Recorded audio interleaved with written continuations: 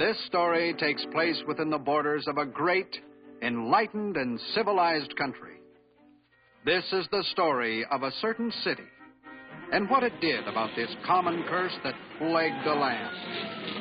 This is the story of Anyburg, U.S.A. Now, the traffic situation in Anyburg was normal enough. Certainly no worse than in any similar community. But what was a little different in Anyburg was a certain growing feeling of dissatisfaction with their traffic troubles. Homicide on the highways was increasing at a startling rate, and the Anyburgers found that they were becoming somewhat annoyed. In fact, good and sore. It was very obvious to them who was at fault, the automobile.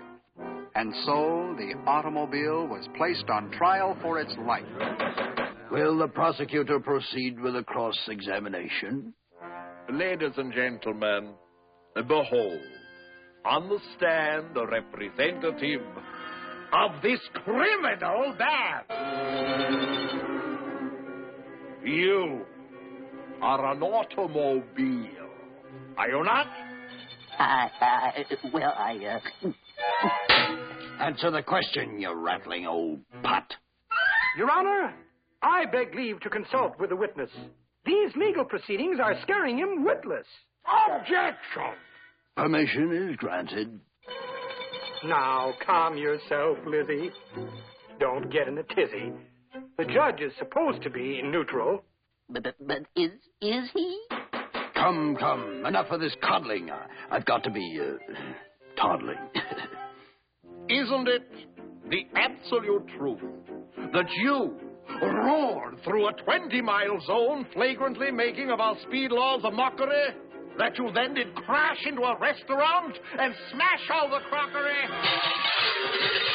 And that you then did callously sneak away, leaving behind our shambles and ruined digestion?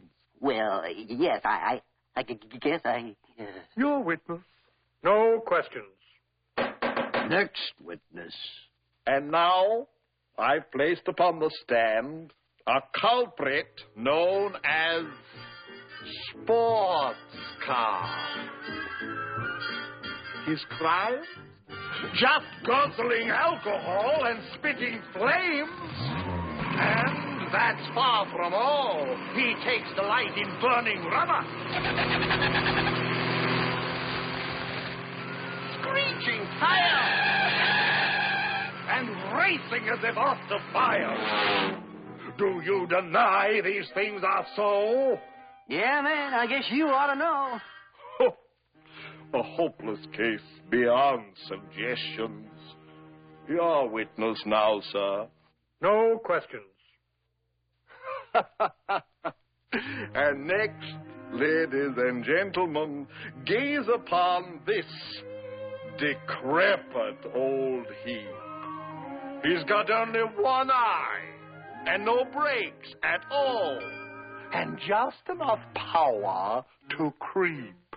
Just hear how he rattles. Observe his worn tires. He's the type every safety test shuns. I turn this renegade over to you. Do you wish to examine him now, sir? No questions. And now, give ear to the testimony of those dedicated, devoted men who tried to help the automobile. Let them proceed with the testimony. I built the cars with bodies of steel. And I invented the safety wheel. We developed safety tires. And windshield wipers the law requires. I'm the father of safety glass. We strove for its safety, but alas, accidents continue to grow. And so, the automobile has got to go. Go, go, go, go! Mr. Cyrus P. Slide Rule of the Bureau of Highways. Would you please tell us of your department's valiant efforts to pave the way for safety for the automobile? I used my brains and hired some brawn. We labored late from early dawn, leveling hills, straightening byways, building concrete superhighways. We posted them with helpful signs, divided them with curbs and lines. My roads were perfect, I must confess, but those miserable autos made them all a mess. Yes, we know only too well what happened on your beautiful highways. To the automobile's depraved mind, these perfect roads were an invitation to open the throttle, step on the gas.